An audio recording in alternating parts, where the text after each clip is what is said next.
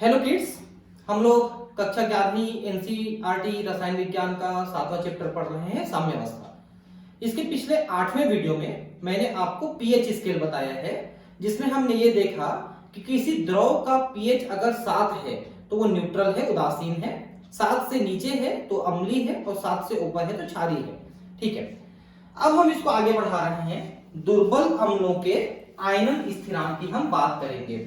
ठीक है, तो देखिए दुर्बल अम्ल और प्रबल अम्ल, इसके बारे में हमने पिछले वीडियोस में देखा है। क्षार को भी देखा है, प्रबल क्षार और दुर्बल क्षार। तो वे अम्ल जो पानी में डालने पर उनके लगभग सभी अणु आयनित हो जाते हैं और आयन के रूप में मिलते हैं, वो प्रबल अम्ल होते हैं। जैसे HCl है, अगर HCl को हम पानी में डालते हैं तो उसके लगभग सभी अणु H आयन और क्लोराइड आयन में विभाजित हो जाते हैं, आयनित हो जाते हैं। ये प्रबल अम्ल है जिनका आयरन स्थिरांक अधिक आता है। लेकिन दुर्बल अम्ल हमने देखा, जैसे कि एसिटिक अम्ल है, जब उसको पानी में डालते हैं तो उसके अधिकांश अणु जो है अनआयनित कंडीशन में रह जाते हैं। ठीक है, और केवल कुछ ही अणु आयनित होते हैं, इसलिए उनका आयरन स्थिरांक भी कम आता है। तो यहां पर हम उसी आयरन स्थिरांक को निकालेंगे। आइए जलीय विलयन में आंशिक रूप से आयनित एक दुर्बल अम्ल HX पर विचार करें। निम्नलिखित समीकरणों में से किसी भी समीकरण द्वारा अवयोजित HX एवं आयनों H आयन तथा X आयन के मध्य स्थापित साम्यावस्था को प्रदर्शित किया जा सकता है। तो यहां पर आप देखिए कि दुर्बल अम्ल HX है, हम अम्ल को HX से और क्षार को OHX से दर्शाते हैं, आपने देखा होगा। ठीक है, या 100H से दर्शाते हैं। तो ये आयनित होगा जब H2O के साथ, तो ये हाइड्रोजन आयन इसके साथ जुड़ करके H3O बनाता है। ये आपने पहले भी देखा, हाइड्रोनियम आयन और X आयन। तो प्रारंभिक सांद्रता अगर मोलरता में देखें अपन, तो इसकी प्रारंभिक सांद्रता है C, और चूंकि ये अनआयनित कंडीशन में पहले शुरू में जब आयनित नहीं हुए हैं तो इनकी मात्रा 0 है। कुछ समय बाद इसमें से कुछ मात्रा आयनित हो गई। तो कितनी मात्रा आयनित हो गई? तो इतनी मात्रा, मतलब ये अल्फा की मात्रा ये आयनित हो गई। ठीक है, अल्फा की मात्रा आयनित हो गई। तो इनमें अल्फा और इनमें अल्फा की मात्रा बनी। मान लो कि ये 10 अणु इसके आयनित हो गए, तो ये 10 बनेंगे और ये 10 बनेंगे। वही यहां पर अल्फा के रूप में दिखा रहा है। तो सांद्रता में परिवर्तन C माइनस अल्फा होना चाहिए। यहां पर थोड़ा सा गड़बड़ है, C माइनस अल्फा होना चाहिए। ठीक है, तो ये C प्लस अल्फा यहां पर हो जाएगा 0 प्लस अल्फा। मतलब मान लो 10 यहां पर हो जाता है, तो शुरू में मान लो 100 लिए थे, है ना, और मान लो 10 इसमें से आयनित हो गया, तो इस तरह से इसके 10 बनेंगे और इसके 10 बनेंगे, मतलब ये 90 रह जाएगा। इसका ये मतलब है ना। अब देखिए, तो यहां पर ठीक है, अब अगला वाला ठीक बनाया है। यहां पर C माइनस C अल्फा जो बाद में बचा उसकी मात्रा बता रहा है कि पहले C लिए थे, C अल्फा उसमें से निकल गया, तो C माइनस अल्फा बचा जब साम्य स्थापित हुआ तब, मतलब जितना आयनित होना था हो गया। तो जो आयनित कंडीशन में चले गए उसके अलावा जो बचे उसकी मात्रा लिखा है। और इधर ये मिलेगा C अल्फा और C अल्फा, ये दो चीजें मिलेंगी यहां पर। जहां C जो है अवियोजित अम्ल HX की प्रारंभिक सांद्रता, अल्फा जो है HX के आयनन की मात्रा है, मतलब जैसे 10 हमने आयनित किए तो उसकी मात्रा है, ऐसा। इन संकेतों का उपयोग करके हम उपयुक्त अम्ल वियोजन साम्य के लिए साम्यावस्था स्थिरांक व्युत्पन्न कर सकते हैं। अब देखिए, साम्यावस्था स्थिरांक क्या कहता है कि जो प्रोडक्ट है उनका गुणनफल भागित जो क्रिया कारक है उनका गुणनफल, है ना। तो यहां पर C अल्फा इन दोनों का गुणनफल करोगे तो C स्क्वायर अल्फा स्क्वायर हो गया। अगर डिवाइड करोगे इससे, ठीक है, तो C माइनस 1 अल्फा, ये 1 अल्फा हो जाएगा ना। इसमें अगर आप चेंज करोगे इसको, तो C माइनस 1 अल्फा करोगे तो इसका मान इसके बराबर ही आता है, देख लीजिए, है ना। तो उसी को हमने लिखा है C में 1 माइनस अल्फा। ठीक है, अब ये चूंकि डिवाइडेड है ना, ये डिवाइडेड है, तो इसका एक C इसके C से कट गया, तो C अल्फा स्क्वायर भागित 1 माइनस अल्फा। ये देखिए C alpha square equal to 1 minus alpha, ये आ गया। तो ये हो गया Ka एसिड। Ka को अम्ल का वियोजन या आयनन स्थिरांक कहते हैं, A फ्रॉम एसिड। वैकल्पिक रूप से हम इसे इस प्रकार मोलरता के रूप में प्रदर्शित कर सकते हैं। ठीक है, ये देखिए मोलरता के रूप में Hx डिवाइडेड बाय Hx, तो जो है कितना आयरन बना और उससे पहले हमने क्या लिया था, इनको हम लिख सकते हैं, मात्रा के हिसाब से उसको लिख सकते हैं। किसी निश्चित ताप पर के एसिड का मान अम्ल Hx की प्रबलता का माप है। मैंने पहले ही बताया है कि वियोजन स्थिरांक जितना ज्यादा प्रबल अम्ल है उसका उतना ज्यादा आएगा और जितना ज्यादा दुर्बल अम्ल है उसका उतना कम आएगा। अर्थात Ka का मान जितना अधिक होगा अम्ल उतना ही अधिक प्रबल होगा। ठीक है, Ka विमा रहित राशि है, इसमें आप कोई चीज को जोड़ नहीं सकते क्योंकि ऊपर और नीचे की विमाएं बराबर हो सकती है। मोलरता में कोई भी मोलरता ले, कोई भी सांद्रता ले तो ऊपर नीचे बराबर है ना, तो दोनों कट जाएंगे, इसलिए विमा नहीं बनती है। जिसमें सभी स्पीशीज की सांद्रता की मानक अवस्था 1 मोलर है। ठीक है, तो विमा रहित है, इसीलिए ऊपर भी मोलर नीचे भी मोलर है। कुछ चुने हुए अम्लों के आयरन स्थिरांक सारणी 7.6 में दिए गए हैं। तो 7.6 आगे की सारणी हम देख रहे हैं, देखिए 7.6। तो यहां पर देखिए हाइड्रोफ्लोरिक अम्ल, आपको याद होगा मैंने एक चीज बताया था कि फ्लोरीन, क्लोरीन, ब्रोमीन, आयोडीन ऐसा रहता है, तो हाइड्रोफ्लोरिक अम्ल दुर्बल अम्ल है, जबकि इसके नीचे HCl है ना, HBr है, HI है, ये प्रबल अम्ल है। ऐसा क्यों हुआ? क्योंकि यहां पर इन दोनों का बंध इतना ज्यादा मजबूत हो जाता है कि उसको तोड़ पाना मुश्किल हो जाता है, क्योंकि फ्लोरीन बहुत ताकतवर स्पीशीज है बंध बनाने के लिए, तो फिर नहीं टूट पाता, इसलिए ये दुर्बल अम्ल हो जाता है। तो हाइड्रोफ्लोरिक अम्ल का 3.5 10 की घात -4 है। तो देखिए सब में माइनस माइनस घात में लिखा है, मतलब आयरन स्थिरांक की मात्रा बहुत कम है। देखिए हाइड्रोफ्लोरिक अम्ल का, फिर नाइट्रस अम्ल देखिए 4.5 10 की घात -4 है ना। फॉर्मिक अम्ल है 1.8 10 की घात -4। नियासिन, ठीक है, इसका है 1.5 10 की घात -5। नियासिन है C5H4n COOH, ठीक है, ये हमारे विटामिन B5 का काम करता है, पता है ना। एसिटिक अम्ल जो है इसका 1.4 10 की घात -5, ये आप याद रखिए, एसिटिक अम्ल का आपका काम आने वाला चीज है। बेंजोइक अम्ल है हाइपोक्लोरस अम्ल HClO, इसका भी याद रखिए थोड़ा, हाइपोक्लोरस अम्ल एक जगह आया है, इसका नाम आपको ध्यान रखना। हाइड्रोसाइनिक अम्ल, इसका भी याद रखिए थोड़ा सा, है ना। 3.3 गुणित 10 की घात -8 है, 4.10 की घात -10 है।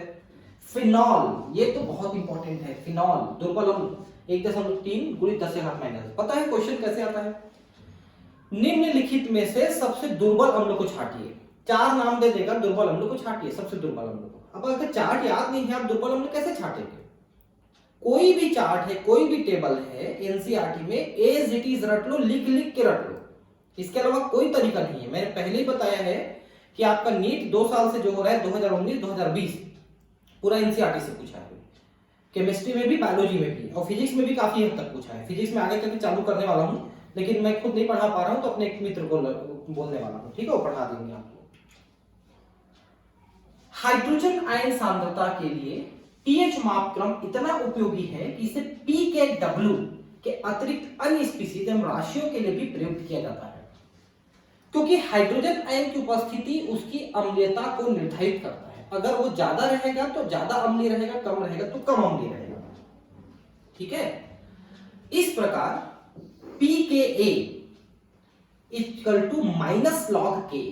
अब यहां पर भी हम हाइड्रोजन आयन कॉन्सेंट्रेशन निकाल रहे हैं, तो -log Ka, तो यहां पर आयरन स्थिरांक जितना दिया है उसका -log लेते हैं, तो आपका pKa निकल जाएगा। pKa के बारे में पिछले वीडियोस में अच्छे से बताया है, एक बार और देख लेना।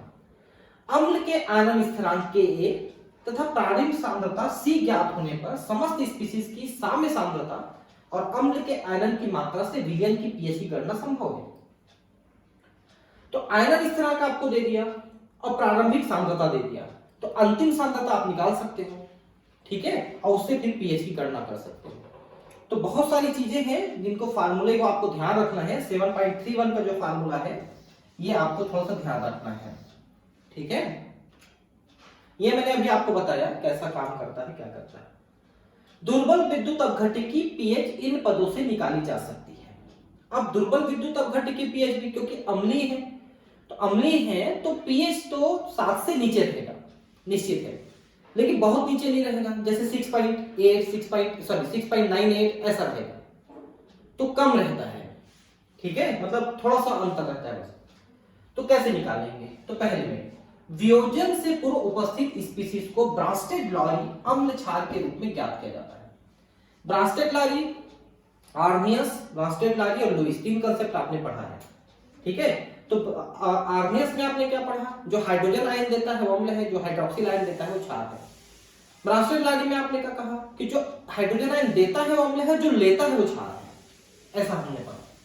दूसरा पद, सभी संभावित अभिक्रियाओं के लिए संतुलित समीकरण लिखे जाते हैं, जैसे स्पीशीज जो अम्ल एवं क्षार दोनों के रूप में कार्य करती है। संतुलित समीकरण लिख देते हैं, अम्ल क्षार दोनों के रूप में कार्य करती है। जैसे कि आप H2O को देखिए, H2O अम्ल के साथ क्षार की तरह, क्षार के साथ अम्ल की तरह व्यवहार करती है। तीसरा पद, उच्च Ka वाली अभिक्रिया को प्राथमिक अभिक्रिया के रूप में चिन्हित किया जाता है, जबकि अन्य अभिक्रियाएं पूरक अभिक्रियाएं होती हैं। ठीक है, देखिए जिसमें आयनन स्थिरांक अधिक होता है वो प्राथमिक अभिक्रिया है, मतलब वो मुख्य अभिक्रिया के रूप में शामिल होगी, बाकी उसके साथ जो हो रहे हैं वो द्वितीय या पूरक।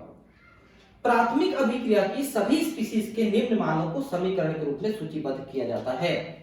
पहला, प्रारंभिक सांद्रता C, साम्य की ओर अग्रसर होने पर आयनन की मात्रा अल्फा के रूप में सांद्रता में परिवर्तन और साम्य सांद्रता, इनको हम वहां पर समीकरण के रूप में, सारणी के रूप में सूचीबद्ध करते हैं। ठीक है, अब पांचवा पद, मुख्य अभिक्रिया के लिए साम्यावस्था स्थिरांक समीकरण में साम्य सांद्रताओं को रखकर अल्फा के लिए हल करते हैं। तो अल्फा निकालेंगे हम पहले।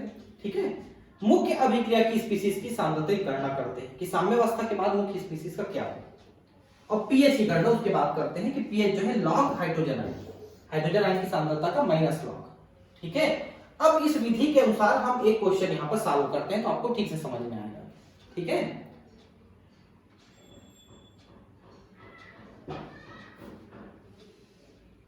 देखिए हाइड्रोफ्लोरिक अम्ल का आयनन स्थिरांक 3.2 10 के घात -4 है। इस तरह के जो उदाहरण है ना, एकदम रट लीजिए आप, कक्षा 11वीं के क्वेश्चन में जो आएगा आपके स्कूल में वो इन्हीं में से आएगा। ठीक है, और अगर नीट में पूछता है तो इन्हीं में से उत्तर को पूछता है। तो HF का आयनन स्थिरांक दिया है 0.22 मोलर विलियन में HF की आयनन की मात्रा की और विलियन में उपस्थित समस्त स्पीशीज यानी हाइड्रोनियम, क्लोराइड, हाइड्रोफ्लोरिक की सांद्रता और पीएच की गणना करें। बहुत बढ़िया क्वेश्चन है, आप देखिए। पहले आप देखिए कि HF जो है पानी के साथ क्रिया करके इसको अपना हाइड्रोजन आयन देके H3O और फ्लोराइड आयन बनाता है, जिसकी आयनन स्थिरांक आपको दिया गया है। ठीक है, और आपको पिछले क्लासेस में हमने बताया था कि पानी के जल के अणु भी कुछ मात्रा में आयनीकृत होते हैं और इनका भी आयनन और साम्यावस्था होती है, जिसका साम्यावस्था स्थिरांक 10 के घात -14 है, ये आपको याद होगा। तो ये दोनों रहेंगे ना। अब यहां पर आप देखिए कि ये वाला ज्यादा बड़ा है, आप देख सकते हैं Ka जो है ज्यादा बड़ा है Kw से, क्योंकि यहां पर 10 के घात -4 है, यहां पर 10 के घात -14 है, तो ज्यादा बड़ा Ka है। ठीक है, बहुत बड़ा है, ये बहुत बड़ा दिख रहा है।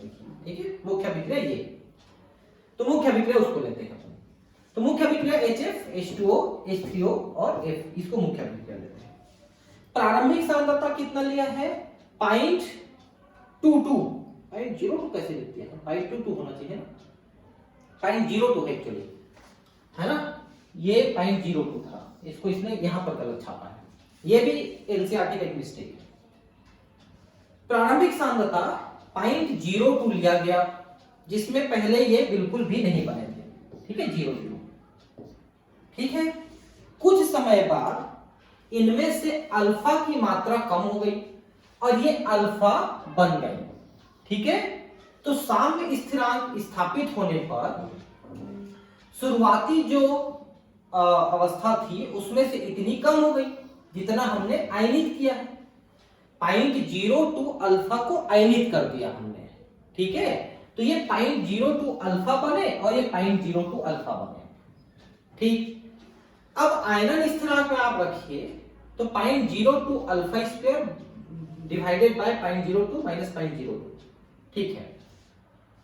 अब इसको आगे सॉल्व कर रहे हैं तो इतना आ रहा है 0.02 अल्फा स्क्वायर 1 माइनस अल्फा, और इसका मान दिया हुआ है आपको 3.10 की घात -4। भाई आयनन स्थिरांक तो दिया हुआ है ना आपको क्वेश्चन में, देख लेना। तो अब एक द्विघात समीकरण हमको प्राप्त होगा। जब आप इसको आगे सॉल्व करेंगे, इसको आगे पीछे ऐसे वैसे करेंगे तो द्विघात समीकरण प्राप्त होगा। अल्फा द्विघात समीकरण में हमने पहले भी क्वेश्चन किया है ना, इसलिए उसको ज्यादा डिटेल नहीं बता रहा हूं। द्विघात समीकरण a square plus b minus b, ऐसा जो हमने 2ab ऐसा हमने जो पढ़ा था वो द्विघात समीकरण। तो अब यहां पर देखिए द्विघात समीकरण हम क्या लिख रहे हैं, alpha square plus 1 minus 6 10 to power -2 minus 1 minus 6 10 to power -2। अब आप कहेंगे कि सर ये 1.6 कहां से आया, तो भाई आपको जो आयनन स्थिरांक दिया है 3.2, ये दोनों का दिया है ना, इनके दोनों को मिला के 3.2 होगा, तो एक का कितना होगा 1.6 होगा, ठीक है। दो स्पीसीज है ना H3O और F आयन, दोनों को मिला के 3.2 है, तो एक का मान 1.6 आएगा, ठीक है, इसलिए ऐसा दिया है, ठीक है। तो अब यहां पर एक प्लस है एक माइनस है इक्वल टू 0 है, तो अब यहां पर आप देखिए ये अल्फा है, सॉरी इसलिए नहीं कटेगा, ठीक है, अल्फा है नहीं कटेगा, ठीक है।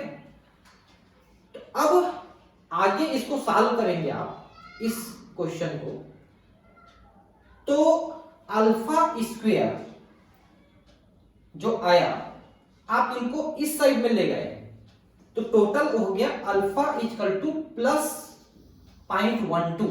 आप इसको क्या करें, ये माइनस से पहले इसको इधर ले जाएं तो प्लस हो जाएगा, ठीक है। फिर यहां पर अल्फा स्क्वायर प्लस इतना है तो पहले इसको इधर माइनस करेंगे और अल्फा को डिवाइड कर देंगे, तो टोटल हो जाएगा अल्फा इक्वल टू प्लस 0.12 और -12, दो स्पीसीज बनेंगे। अगर इन दोनों को आप बारी बारी से ले जाएंगे तो द्विघात समीकरण आप मैथ्स वाले सर से पूछ सकते हैं, तो आपको समझा देंगे, ठीक है। अब इसमें मैं अलग से द्विघात समीकरण इसमें नहीं बता पाऊंगा। अल्फा का मान ऋणात्मक मान संभव नहीं है, दो मान आ सकते थे, लेकिन अल्फा ऋणात्मक कैसे होगा, वो तो वियोजन की मात्रा है ना, प्लस में ही रहेगा 1 2 3 4, माइनस 1 2 3 4 कैसे वियोजित होंगे, तो ये वाला मान नहीं हो सकता, तो ये वाला मान होगा, क्योंकि दो मान प्राप्त होते हैं उसमें एक मान को हमको लेना रहता है। तो अल्फा इक्वल टू 0.12, ये आ गया, स्पष्ट है कि आयनन की मात्रा इतना है, मतलब अल्फा का मान निकल गया। अब अल्फा का मान निकल गया तो अल्फा मतलब H3O और F आयन अल्फा है, C अल्फा। शुरू में हमने 0.02 लिया था, इनका इतना मात्रा हमने आयनित किया, तो सॉल्व करें तो 2.4 10 टू पावर -3 मोलर आया, ठीक है, चाहे वो H3O हो चाहे F आयन हो, दोनों का मान 2.4 10 टू पावर -3 आया ईच, हर एक। तो जब उतना ये लोग बने हैं तो इसको शुरू में हमने लिया था 0.02, है ना, तो इसको हम आगे सॉल्व करेंगे 1 माइनस 0.12, तो इसमें आ जाएगा 17.6 10 टू पावर -3, मतलब शुरू में आपने लिया था 0.02, अब बचा 0.02 10 टू पावर 0.02 मोलर लिया था, अब बचा 17.6 10 टू पावर -3, ठीक है, इतना बचा।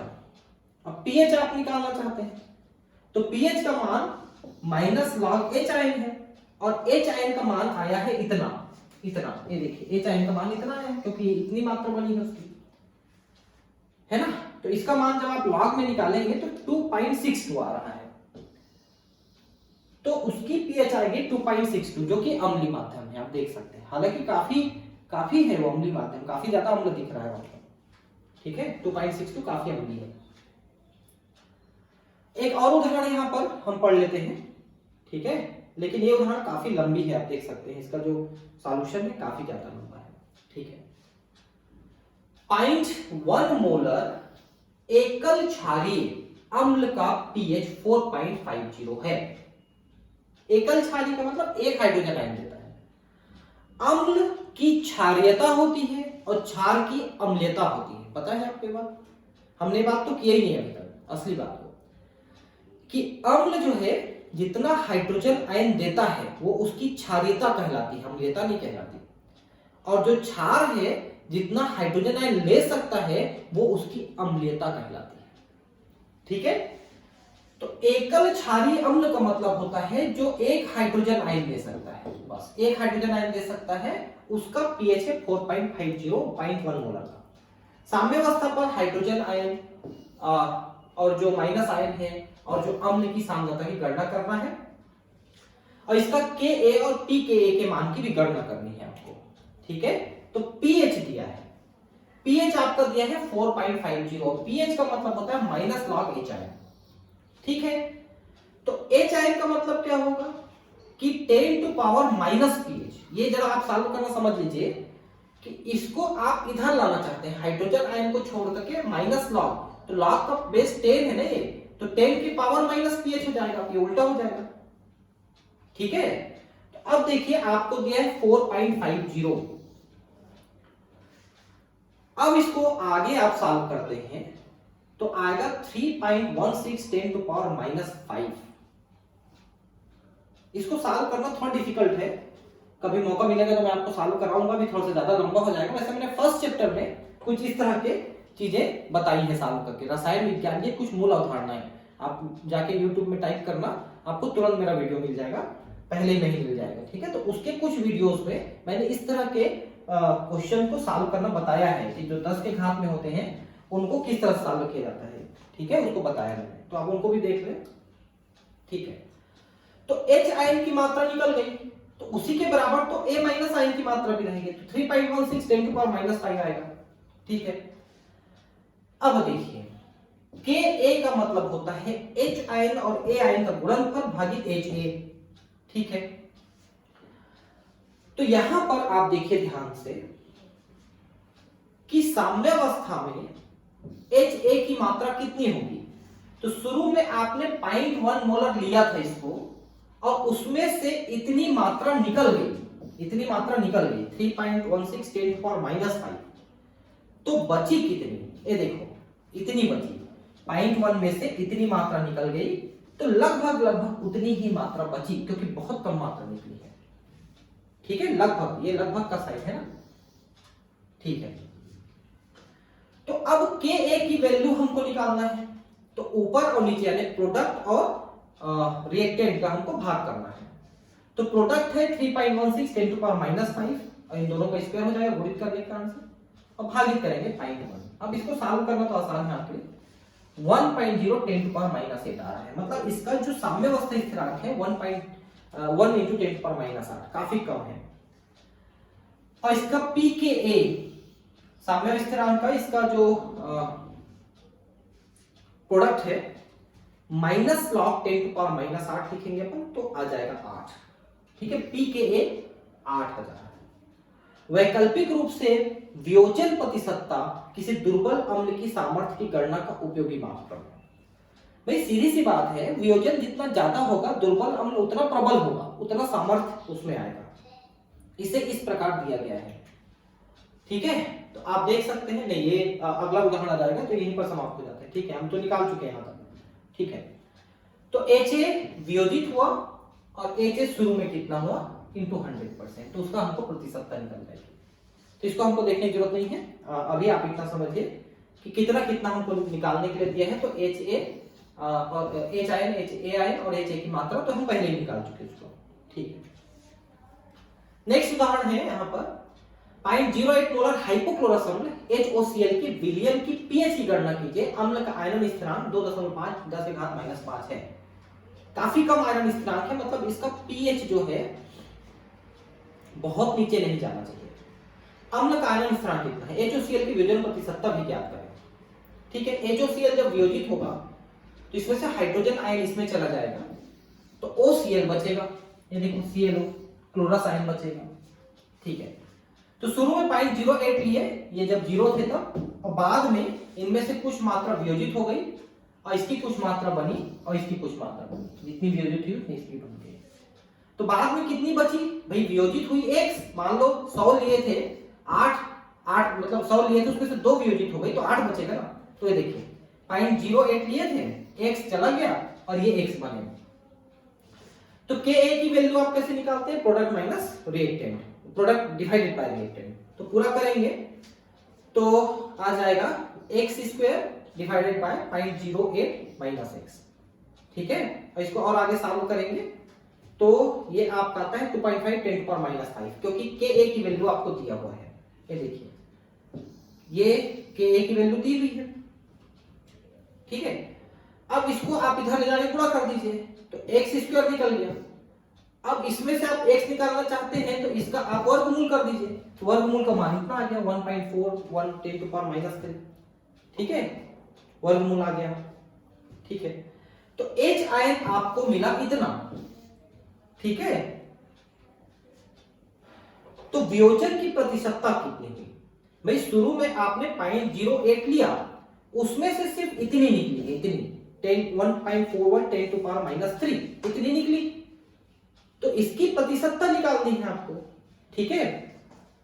तो कितनी वियोजित हुई, कितनी प्रारंभिक अवस्था में लिए, इनटू 100 आप करेंगे, ये देखो इनटू 100, ठीक है। तो 1.41 10⁻³ ये वियोजित हुई और